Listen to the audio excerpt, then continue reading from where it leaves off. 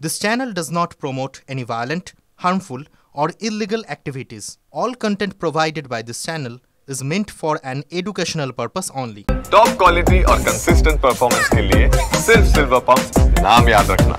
যে গাড়িটা আমার মেয়েদের পেট্রোল পাম্পের থেকে ধাওয়া করে, পেট্রোল পাম্পে পেট্রোল নেওয়ার পর ওদের যে গাড়িটা ধাওয়া করে সেই গাড়িতে কিছু ছেলে ছিল, যাই হোক আমি জানি না 4 জন কি 5 জন কি যাই হোক ছিল। সেখান থেকে মদের বোতল, মদের গ্লাস পাওয়া গেছে এবং বারবার তাদের গাড়িটাকে ড্যাশ করা হচ্ছিল, এবং বিভিন্ন রকম অঙ্গভঙ্গি করে তাকে কটূক্তি করা হচ্ছিল আমার মেয়েকে, যেহেতু আমার মেয়ে ড্রাইভারের ঠিক পাশের সিটেই বসেছিল। হ্যাঁ, এবার যখনই ওরা এগোতে যাচ্ছিল, যেহেতু সামনে দিয়ে যদি ওই গাড়িটা আটকে দিত, তাহলে আমার মেয়েকে সেখান থেকে নামিয়ে নেওয়ার চান্সটা খুব বেড়ে যেত। সেই জন্য ওরা কি চাইছিল যে গাড়িটা যাতে ওই গাড়িটাকে ছাড়িয়ে এগিয়ে যেতে পারে। যখনই এগোতে যাচ্ছিল তখনই গাড়িটাকে ড্যাশ করে সাইডে সরানো হচ্ছিল, এবং সরাতে ওকে অন্য একটা রোডের মধ্যেও নামিয়ে নিয়ে যাওয়া হয়। তখন ড্রাইভার চায় যে যাতে একটা সেফ জায়গায় গিয়ে আমি গাড়িটাকে দাঁড় করাতে পারি। হ্যাঁ, কিন্তু যখন ওর গাড়িটা এগিয়ে যেতে যাচ্ছে, তখন এমন ভাবে গাড়িটা ধাক্কা মারে যে গাড়িটা পুরো পাল্টি খেয়ে যায় এবং আমার মেয়ের দিকেই পাল্টিটা খায়। তার জন্য এই বিরাট ঘটনাটা ঘটে গেছে। গাড়িটা ধরা পড়েছে। আমাদের ওখানে যে ছেলেগুলি ছিল তার মধ্যে একটি ছেলে গিয়ে গাড়ি থেকে চাবিটা ওদের খুলে নেয়, তাকে প্রচন্ড মারধর করা হয়। চাবিটা খুলে নেওয়ার পর তাই ওই গাড়ির ছেলেগুলো পালিয়ে যায়। হ্যাঁ, তারা যদি কোনো রকম খারাপ ইঙ্গিত না করে, খারাপ কাজ না করে, তাহলে তারা পালালেন কেন? এবং যার গাড়ি তিনি তাহলে পালালেন কেন? তিনি যদি দোষী না হন তাহলে তিনি সেই স্পট থেকে কেন পালাবেন? এই প্রশ্নটা আমার আসছে যে কেন তারা পালিয়ে গেল। তারা যদি যখন দেখছে একটা মানুষের এরকম অ্যাক্সিডেন্ট হয়েছে, তাদের তো উচিত ছিল তাকে সহযোগিতা করা। পালিয়ে যাওয়া তো উচিত নয়, এটা মানবিকতা বলে না যে একটা মানুষের হাইওয়েতে অ্যাক্সিডেন্ট হয়েছে আমি পালিয়ে যাব, এটা মানবিকতা নয়। নিশ্চয়ই তাদের কোনো ফল্ট ছিল, তাই তারা পালিয়ে গেছে। এটা আমি কোনো রং বুঝি না। আমি একটাই জিনিস চাই, তাদেরকে ধরা হোক, দৃষ্টান্তমূলক শাস্তি হোক, এবং ইমিডিয়েট পশ্চিমবঙ্গ থেকে এই মদটাকে বন্ধ করা হোক। ওপেন টু অল যে মদ চলছে এটি বন্ধ করা হোক, নাহলে আমার আপনার প্রত্যেক ঘরের মেয়ে নিরাপদ নয়। মেয়েরা এখন চাকরি করবে, মেয়েরা বাইরে যাবে, মেয়েরা ব্যবসা করবে, মেয়েরা অনেক কিছু করবে। মেয়েরা আর এখন সে আমাদের মতো ঘরে বসে থাকার মানসিকতা নয়। কেনই বা মানসিকতা থাকবে? তারা পড়াশোনা শিখছে, তারা অনেক কিছু শিখছে, তাদের জন্য এত শিক্ষার ব্যবস্থা রয়েছে, তাহলে তারা কেন ঘরে বসে থাকবে শুধু ওই কটা অসভ্য ছেলের জন্য আর এই মদের জন্যে? মদটা ইমিডিয়েট বন্ধ হোক। বারবার এই একই ঘটনা ঘটছে। অন্য স্টেটে তো, অনেক স্টেটে তো মদ বন্ধ হয়ে গেছে, কেন মদটা বন্ধ করা হচ্ছে না? আমি এটা প্রশ্ন রাখছি যে কেন মদ বন্ধ হচ্ছে না।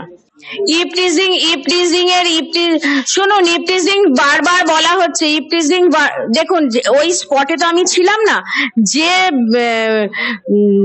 যার থেকে শুনেছি এবং ওরা যা প্রথম দিকে বয়ান দিয়েছে তাতে ইপটিজিং বলা আছে, এবং আমাকে যখন বলেছে তখন ইপটিজিংই বলেছে। তাহলে ইপটিজিং যদি নাই হবে তাহলে ওই গাড়িটা কি করছিল? গাড়িটা কেন ড্যাশ করছিল? গাড়ির মতো চলে যেত, গাড়ির ড্যাশ করার কি কারণ ছিল? রাস্তা দিয়ে তো বহুত গাড়ি যাচ্ছে, একটা গাড়িকে কেন সে মার্ক করে ড্যাশ করছে বলুন তো? এই প্রশ্নটা আমার উত্তর লাগবে যে কেন একটা গাড়িকে ড্যাশ করা হচ্ছে, সেখানে যখন একটা মেয়ে রয়েছে। কেন ড্যাশ করা হবে? সে তো তার রোডে যাবে, সে তুমি মদ খাও ভাই, যাই করো, তুমি ড্যাশ করবে কেন একটা গাড়িকে? আর এইভাবে ওপেন মদ খাচ্ছে, এনএইচ এর ওপরে একটা ওপেন মদ খেতে খেতে গাড়িতে যাচ্ছে, সেখানে পুলিশের কোনো পাহারাদারি নেই। এনএইচ এর ওপর যখন বারবার একই ঘটনা ঘটছে পশ্চিমবঙ্গে, কেন পুলিশের পাহারাদারি নেই? কেন পুলিশ প্রোটেকশন নেই? আমরা যখন থানায় গেছি লাখো পুলিশ, তাহলে এত পুলিশ করে কি? থানায় বসে থাকে?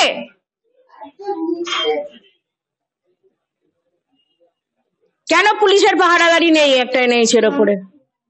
যখন ওরা চাইছিল যে আমার মেয়ের গাড়িটাকে স্কট করে, সামনে দিয়ে এগিয়ে গিয়ে ওর গাড়িটাকে ওখানে থামিয়ে দিয়ে আমার মেয়েকে নামিয়ে নিয়ে যেতে, তখন তো ড্রাইভার চাইবেই যে তাকে ওভারটেক করে গিয়ে আমি এগিয়ে যাব। এটা তো নর্মাল ব্যাপার, এটা তো নর্মাল ব্যাপার। যখন আমার গাড়িটাকে কেউ আটকাতে চাইছে আমি তো তখন দেখবো আমার গাড়ির যাত্রীর সুরক্ষাটা, আমি তো তাকে এগিয়ে যেতেই যাব। যখনই আমি এগিয়ে যেতে যাচ্ছি তখনই সে ধাক্কাধাক্কি মারছে। কতগুলো সিসিটিভি ফুটেজ পেয়েছে, কোনটা দেখাচ্ছে সেটা তো আমি জানি না, 10টা পেলে একটা দেখাচ্ছে কিনা সেটাও আমি জানি না। আমি তো সিসিটিভি ফুটেজ গুলো কালেক্ট করিনি। 10টা সিসিটিভি ফুটেজ পেয়ে তুমি একটা দেখাতেই পারো যে এইটা হয়েছে, যখন যেই মুহূর্তে পেছনে গাড়িটা ছিল সেই ফুটেজটা দেখাচ্ছে, এটা হতেই পারে। আমি তো এখন কাউকেই বিশ্বাস করতে পারছি না যে কেন এখনো পর্যন্ত তাদেরকে ধরা গেল না। এত ঘন্টা পেরিয়ে গেল, যখন এই কেসটা পরিষ্কার ক্লিয়ার, আমি এতবার বারবার করে প্রত্যেককে বলছি, তাহলে কেন এখনো পর্যন্ত ধরা গেল না? স্বাভাবিক ব্যাপার, যখন তারা দেখছে যে মেয়েটাকে নামিয়ে নেওয়ার জন্য গাড়িটা বারবার সামনে যাচ্ছে, তখন তো তারা চাইবে যে তাকে পাশ কাটিয়ে গিয়ে আমি গাড়িটা এগিয়ে নিয়ে একটা সেফটি জায়গায় যাব, এবং তাকে ঠেলতে ঠেলতে একটা অন্য রোডেতে নামিয়ে নিয়ে যাওয়া হয়েছে। এরপর ওনারা কি বলতে চাইছেন? আমি এখনো পর্যন্ত কোনো সিসিটিভি ফুটেজ দেখিনি, তবে যেগুলো সংবাদ মাধ্যম সেগুলোই নিশ্চয়ই দেখছে। আমাদেরকে কোনো তো সিসিটিভি ফুটেজ পার্সোনালি কোনো সিসিটিভি ফুটেজ দেখানো হয়নি আমাদের। পুলিশ যখন এখনো ধরতে পারেনি, আমি তো মানে কিছু বুঝতেই পারছি না যে পুলিশ এতক্ষণ টাইম হয়ে গেল এখনো কোনো কাউকে ধরতেই পারলেন না। তাদেরকে ছেড়ে দেওয়া হয়েছে।